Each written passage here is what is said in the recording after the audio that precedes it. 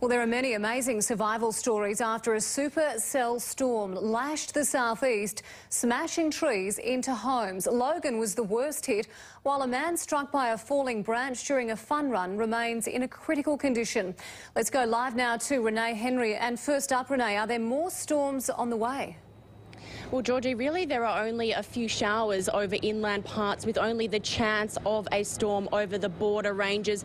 Nothing like what we saw yesterday, and that's because conditions have stabilised. Still, up to 3,000 homes and businesses, mostly in the Logan area, remain without power after yesterday's deluge. So many people I spoke to today could not believe the intensity of yesterday's system, and that even being inside didn't offer protection.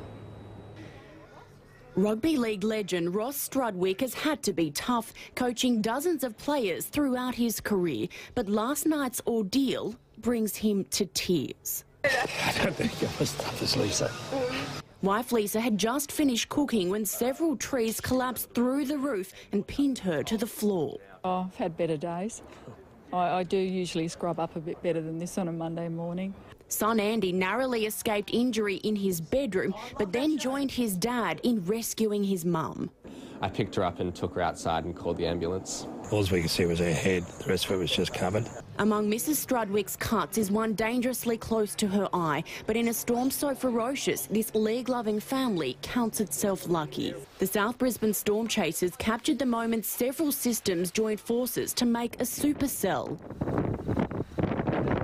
Wind gusts reaching 110 kilometres an hour and more than 16,000 lightning strikes, cutting power to almost 60,000 homes and businesses. As we go into autumn, we actually tend to see a little bit of an increase in thunderstorm activity as these upper troughs start to sort of pick up in intensity again. There were 90 calls to the SES for help, the Abbott family among those counting the costs and their blessings. Baby Penelope was in her cot just minutes before a tree collapsed onto their roof. You know, if she didn't wake up at then, she could have, not been here today. A 58-year-old man suffered critical head injuries struck by a falling branch during the Twilight Fun Run at St Lucia. Some taking to Facebook to say the half marathon should have been called off earlier than it was. Others conceding it was wild weather no one saw coming. Now, we're being told we can expect these types of storms right up until the end of next month. The storm season far from over. The Bureau says for the rest of the working week we should be mostly in the clear, but come the Easter long weekend, it's looking like it could be a stormy one. Georgie? Thank you, Renee Henry.